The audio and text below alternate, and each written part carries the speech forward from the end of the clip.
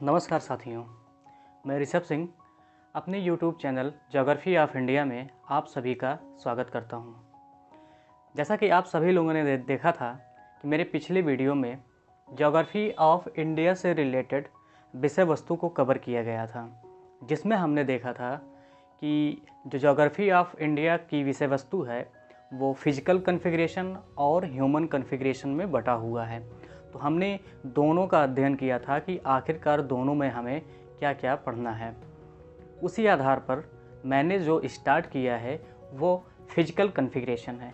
Physical configuration कई part में divide है, जिसका पहला टॉपिक है नोमेनक्लेचर ऑफ इंडिया, अर्थात भारत का नामकरण। भारत के नामकरण को जानने से पहले हम यह जान लेते हैं कि भारत वास्तव में है क्या। भारत के बारे में कहा जाता है कि इसकी सभ्यता एवं संस्कृति ठीक उतनी ही पुरानी है जितना कि स्वयं मानव अर्थात हम जानते हैं कि मानव की उत्पत्ति आज से लगभग 10,000 वर्ष पूर्व हो चुकी थी। तब से लेकर के अब तक उसके विभिन्न पहलुओं का निरंतर विकास हुआ है। अर्थात पहले वो 4 पैरों पर चलता था, फिर 2 पैरों पर झुक करके चलने लगा, फिर सीधे खड़े होकर के चलने लगा, फिर उसके मस्तिष्क का विकास हुआ। धीरे धीरे आज जो आधुनिक मानव है उसमें परिवर्तित हो गया। तात्पर्य यह है कि आज से लगभग 10,000 वर्ष पूर्व मानव की उत्पत्ति हो चुकी थी। तो उसी समय हमारे भारत की भी उत्पत्ति हो चुकी थी। इसीलिए मैंने कहा कि भारत की सभ्यता एवं संस्कृति ठीक उतनी ही पुरानी है जितना कि स्वयं मानव। आइए आगे बढ़ते हैं नामकरण पर। सामान्य तौर पर भारत को भारत, अंग्रेजी में इंडिया और हिंदुस्तान के नाम से बुलाया जाता है। ये इसके 3 कुछ महत्वपूर्ण नाम हैं। अन्य नामों में हम इसे आर्यव्रत भी कहते हैं, अखंड भारत के नाम से भी जानते हैं, भारतीय उपमहाद्वीप के नाम से भी हम इसे संबोधित करते हैं। तो ये जो नामों का विकास हुआ है ये क्रमशः हुआ है, ये अचानक नहीं सारे नाम आ गए हैं। तो उन्हीं क्रमशः नामों का अध्ययन हम अपने इस वीडियो में करेंगे। तो मुख्यतः हमारा यह जो वीडियो है भारत के नामकरण को लेकर के एक सामान्य परिचय से संबंधित है। इसके बाद के वीडियो में हम सीधे तौर पर जियोलॉजिकल स्ट्रक्चर ऑफ इंडिया के बारे में पढ़ेंगे। वहाँ से जो हमारा विषय वस्तु है वो प्रारंभ हो जाएगा। आपके विषय वस्तु में जो पहला टॉपिक है जिसका नाम है India's space relation with neighbouring countries, अर्थात पड़ोसी देशों के साथ भारत का अंतरिक्ष संबंध। इसका अध्ययन हम लास्ट में करेंगे जब हम अन्य सभी बिंदुओं को पढ़ लेंगे। इसके बाद का जो टॉपिक हमें पढ़ना है अर्थात नोमेनक्लेचर ऑफ इंडिया के बाद स्ट्रक्चर एंड रिलीफ, संरचना एवं उच्चावच किसका, भारत का।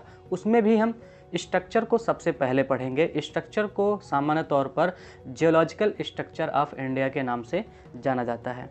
आइए देखते हैं नोमेनक्लेचर ऑफ इंडिया अर्थात भारत का नामकरण। पुण्य सलिला गंगा के पवित्र जल से अभिसिंचित भारतवर्ष, जहाँ से भारत का प्रारंभ होता है और जहाँ भारत की समाप्ति होती है, हमारी गंगा माँ शुरुआत से लेकर के प्रवाहित होती हैं और अंत तक प्रवाहित होती हैं। वही इस कथन में कहा गया है। इसका जो नामकरण पड़ा है वह भारतवर्ष, मुख्य क्या है, भारतवर्ष। भारतवर्ष के साथ साथ इसे आर्यावर्त भी कहते हैं। आर्यावर्त है, आर्यावर्त भी कहते हैं। और इन दोनों को मिलाकर हम किस नाम की संज्ञा देते हैं, अखंड भारत। देखिए इमोशनली दृष्टि से यह हमारे लिए महत्वपूर्ण है। क्या, अखंड भारत। अखंड भारत में पूरे पाकिस्तान को, अफ़गानिस्तान को, म्यांमार को, श्रीलंका को और मालदीव को, नेपाल को भूटान, बांग्लादेश इत्यादि को शामिल किया जाता है, तो वह कहलाता है अखंड भारत, जिसकी मांग निरंतर लगातार चल रही है। हालांकि यह संभव प्रतीत नहीं होता, फिर भी कोशिशें लगातार जारी हैं। अभी तक हमने अपने इस क्लास में भारत की सभ्यता एवं संस्कृति के बारे में जाना। अब देखते हैं कि भारत का नामकरण कैसे हुआ। तो जो सबसे पहले संदर्भ आता है वो किसका आता है? वायु पुराण का। यहाँ पे यह हमारे लिए महत्वपूर्ण हो जाता है। यहाँ से प्रश्न स्पेशली जो छोटे एग्ज़ाम होते हैं, पीजीटी के एग्ज़ाम होते हैं, हायर एजुकेशन पीसीएस, वहाँ पे पूछे जाते हैं। तो पहला जो संदर्भ है किसका? वायु पुराण का। वायु पुराण में एक राजा थे, उनका नाम क्या था? दुष्यंत। निश्चित तौर पर राजा थे तो उनकी रानी भी रही होंगी। नाम? शकुंतला। अब इनका एक लड़का था, नाम क्या था? भरत। कहा जाता है कि यह बचपन में बहुत ही बहादुर था और कुछ कथाओं के अनुसार बचपन में ही इसने शेरों के दांत गिने थे। तो बहादुर होने के कारण, महान होने के कारण भारत के नाम पर इस देश का नाम भारतवर्ष पड़ा। क्या पड़ा? भारत।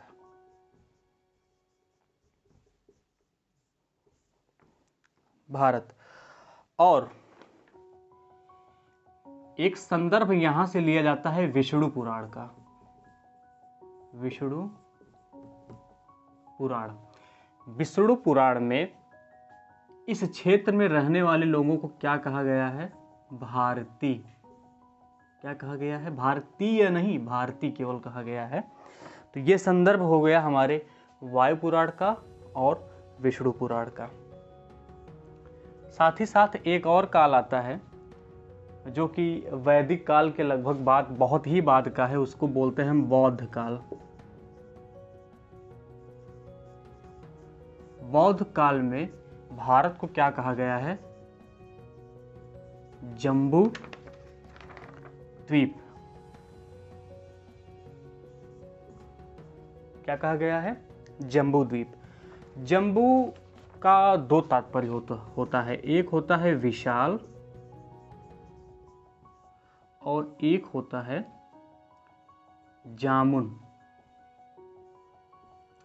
तो जो जम्बू द्वीप है उसे एशिया महाद्वीप के संदर्भ में भी प्रयोग किया जाता है, क्योंकि वह सबसे बड़ा महाद्वीप है। और जम्बू द्वीप ऐसा क्षेत्र जहाँ पर जामुन के वृक्षों की अधिकता पाई जाती है, उसे जम्बू द्वीप के नाम से जानते हैं, अर्थात हमारा भारतवर्ष। तो ये दो संदर्भ हो गए वायु पुराण और बौद्ध काल के। आइए अब बात करते हैं वैदिक काल। वैदिक काल में भारतवर्ष को ब्रह्मावर्त कहा जाता था। ब्रह्मावर्त का ही एक अलग नाम था, आर्यावर्त। जो आर्यावर्त कहा जाता था वह एक विशेष क्षेत्र के लिए कहा जाता था। वह क्षेत्र था हिमालय पर्वत और विंध्य पर्वत के बीच में। ऐसा नहीं एक विंध्य पर्वत के बाद कुछ नहीं था, विंध्य पर्वत के बाद भी था। विंध्य पर्वत के बाद क्या था? दक्षिणा पथ। क्या कहा जाता था? दक्षिणा पथ। दक्षिणा पथ के एक तरफ तो विंध्य पर्वत था और दूसरी तरफ क्या था? कृष्णा नदी। कृष्णा, ये साउथ की नदी है, कृष्णा नदी। कृष्णा नदी के बाद तमिलनाडु।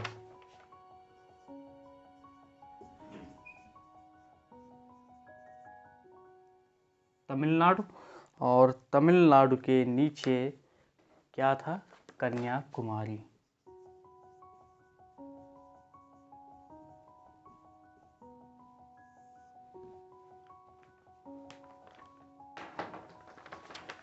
पहले तो आर्यावर्त ये था, विस्तार हुआ, दक्षिण पथ को इसमें इंक्लूड किया गया, विंध्य पर्वत और कृष्णा नदी के बीच में।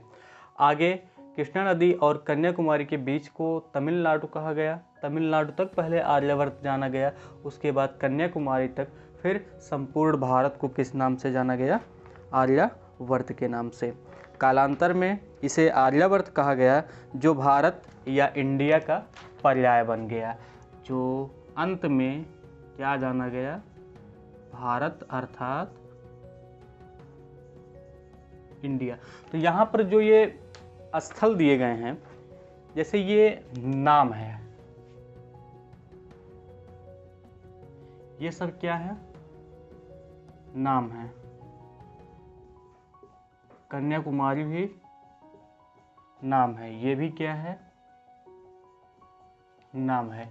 यहाँ पर ये भौतिक प्रदेश है, कोई जैसे कि एक फिजिकल रीजन हो जाता है, जिसके जैसे इधर भी पर्वत हो गया, इधर भी पर्वत हो गया, इधर नदी हो गई, तो इधर कन्याकुमारी के नीचे क्या हो गया, सागर हो गया,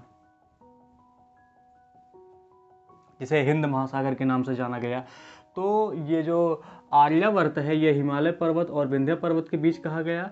प्रश्न पूछा जा सकता है कि प्राचीन काल में या वैदिक काल में विंध्य पर्वत तथा कृष्णा नदी के बीच के स्थान को क्या कहा जाता था, तो दक्षिणा पथ कहा जाता था। कन्याकुमारी कृष्णा नदी के बीच में तमिलनाडु और सागर के बीच में कन्याकुमारी का हमारे लिए बहुत ही विशेष महत्व है, जिसका अध्ययन हम आगे करेंगे। कहा जाता है कि यह 3 सागरों के संगम पर स्थित है। आइए देखते हैं यूनानी भूगोलवेताओं ने या यूनानी यात्रियों ने किस प्रकार से भारत का नामकरण किया। यूनानियों ने भारत के नामकरण के लिए शब्द इंडोई का इस्तेमाल किया। किस शब्द का, INDOI। ये महत्वपूर्ण है, ये अधिकतर आपको मिलेगा नहीं। किन्होंने कहा, यूनानी, इंडोई। और इसका ही एक एक्सप्लेनेशन और है, इंडोस के पास का क्षेत्र। इंडोस आप समझ रहे हैं कौन सी नदी, सिंधु नदी। इंडोस के पास का क्षेत्र, यह व्याख्या किसने की है, यह व्याख्या लैम्बर्ट महोदय ने की है। ये आधुनिक लैम्बर्ट हैं, 1960 ईस्वी में, 1960 ईस्वी में। इंडोई किसने कहा, यूनानी ने। और जो बाद में किसका पर्याय बन गया, INDIA का। साथ ही साथ अब जहाँ यूनानी भूगोलवेत्ता आए, यूनानी दार्शनिक आए, वहीं पर रोमन भूगोलवेत्ता तथा रोमवासी भी आए।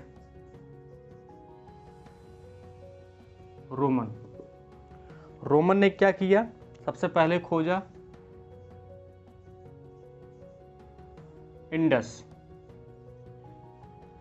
इंडस को क्या बोला, इंडिया। इंडस किसने बोला था, रोमन। इंडस नदी, इंडिया नाम।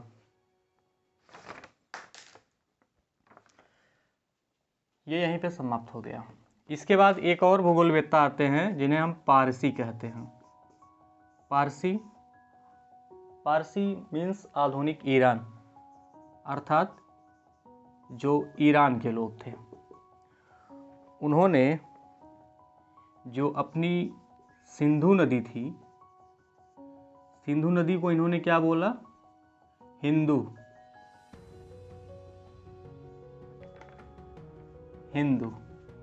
नदी बोला। और उस प्रदेश को क्या बोला इन्होंने, हिंदुस्तान। और रहने वाले लोगों को क्या बोला गया, हिंदुस्तानी।